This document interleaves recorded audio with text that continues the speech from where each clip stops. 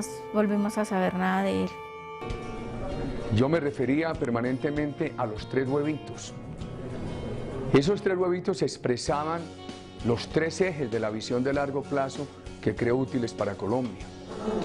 El eje de la seguridad con valores democráticos, el eje de la inversión con responsabilidad social y el de la política social.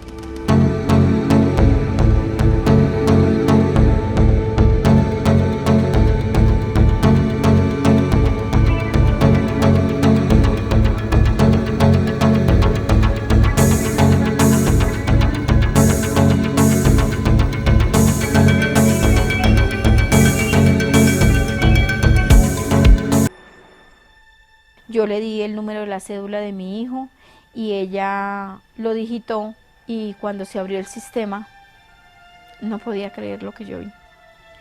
Era el rostro de mi hijo. No, el rostro no, lo que quedó de su rostro. Porque de los impactos de bala que él recibió, le destrozaron su cara, donde le sacaron la mandíbula. Quedó totalmente desfigurada su cara. Entonces yo le dije a ella que sí era mi hijo. Ella me dijo, ¿usted está completamente segura que es su hijo? Le dije sí, mi hijo es un ser inconfundible. Es él.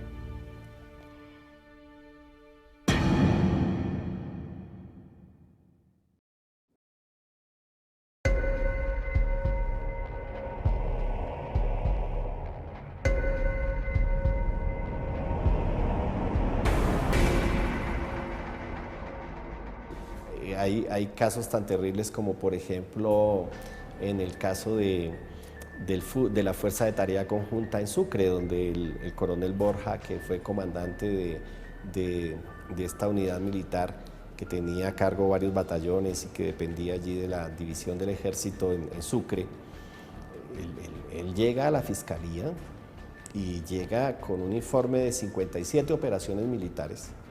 Y de las 57 chulea 7 y dice, estas 7 fueron reales, estas 50 fueron falsos positivos.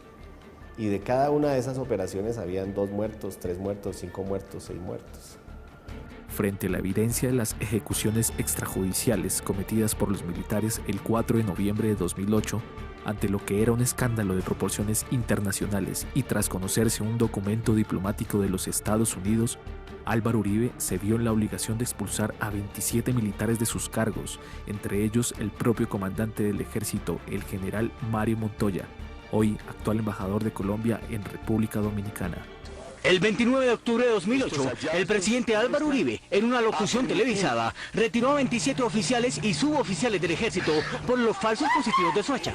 2 años y medio después, los 3 generales y los 11 coroneles retirados conocieron que no hay ninguna investigación contra ellos. Nosotros siempre hemos sostenido que, de acuerdo al volumen de casos que se conocen, que están documentados, que son más de 3.000 casos, si solo se investigara el 20% de los casos, podrían haber condenas sobre más de 10.000 militares. Ellos son humanos y pueden también flaquear, pero nosotros también pensamos que tenemos derecho a que nos den siquiera una explicación el por qué hacen las cosas. Porque nosotros tenemos una vista de todo lo que pasa, pero ellos ¿cuáles tienen? Que nunca dicen nada ni nunca se escucha nada sobre eso. Que matan a alguien y nunca fue que lo mataron por error, sino porque eran guerrilleros. Nunca dicen, qué pena, esto pasó, vamos a remediarlo de alguna manera. No, son guerrilleros, siempre viene la palabra guerrilla encima de eso. Entonces, yo espero de la justicia que al menos a las familias nos reconozcan eso, de que nos dejen a los muertos al menos limpios de que no eran guerrilleros, de que digan, sí fue un error de este grupo que nosotros aquí tenemos y mandamos, y no que digan, es que fueron guerrilleros. Eso me gustaría a mí, que quedara el nombre de él en limpio, de que no fue un guerrillero. Ellos ganan fama, les dan ascensos, vacaciones, plata, bueno, ya sabemos, mientras que nosotros lloramos nuestros hijos.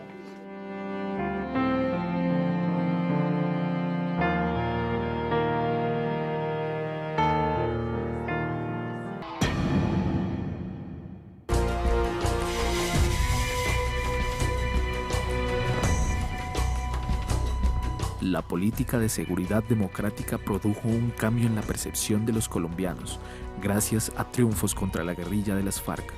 Las condiciones de seguridad mejoraron para empresarios y un sector de la población. Su complemento era la confianza inversionista. Pues ¿en qué consistió la confianza inversionista?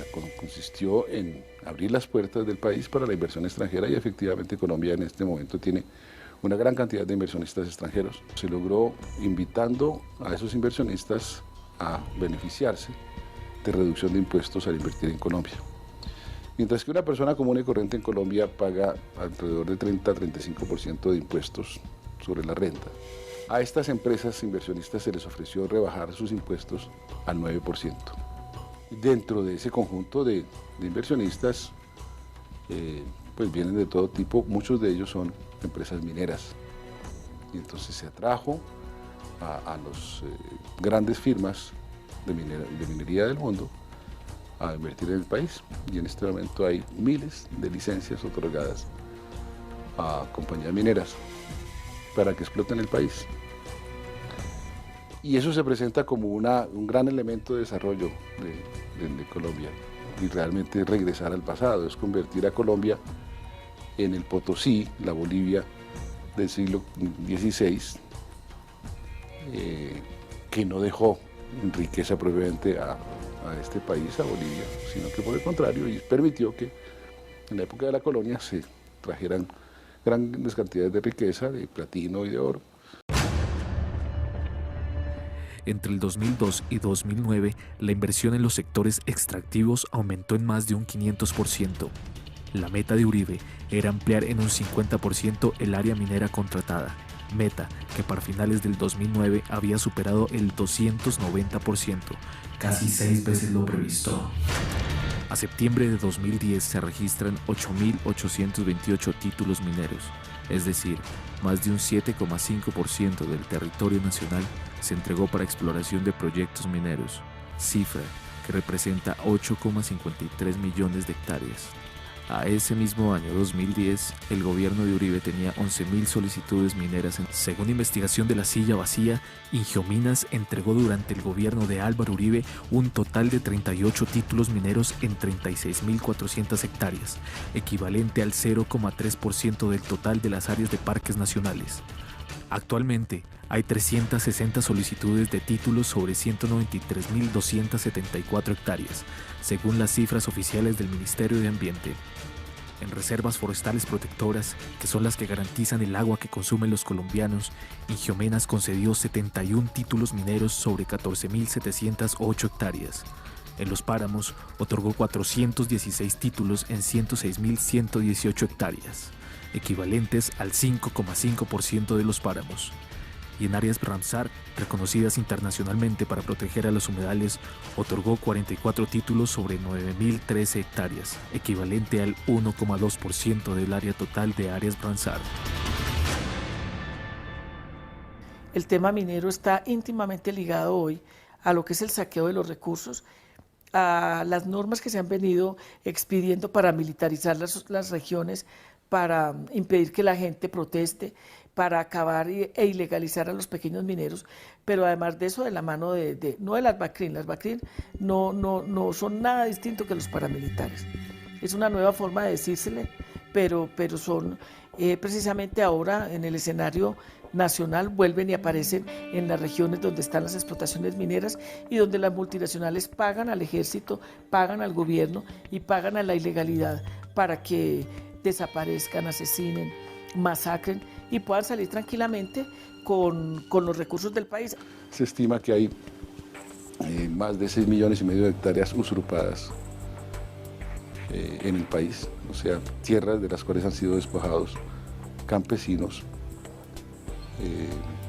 propietarios o algunos no propietarios, poseedores o tenedores. Y muchas de esas tierras han pasado a manos de paramilitares o de personas beneficiadas por los grupos paramilitares. Yo le pregunto a los bananeros si pueden dormir tranquilos, al general Ritualejo del Río, a todos los hombres y mujeres que con su silencio en este país legitimaron el exterminio y la muerte. Hay una economía de guerra, Hay una geografía de la guerra. Los gobernantes tienen responsabilidad. Bueno, por ahora hay, por ejemplo, hay un juicio ya contra Uribe en España, que esperemos que este año haya una orden de captura contra él por la guerra sucia que hizo en España. Es posible que se inicie un juicio en Estados Unidos, porque también la guerra sucia del DAS se llevó a Estados Unidos y hay elementos, he hablado con personas que están preparando eso y hay elementos de juicio para iniciar un proceso contra él. Y todos los crímenes por los que él tiene que ser juzgado en la Corte Penal Internacional todavía están siendo tramitados dentro de la justicia interna, dentro de la corrupta justicia interna, que para el caso de Uribe es la Comisión de Acusaciones, que es una especie de alcantarilla del Congreso donde nunca en la vida han acusado a nadie.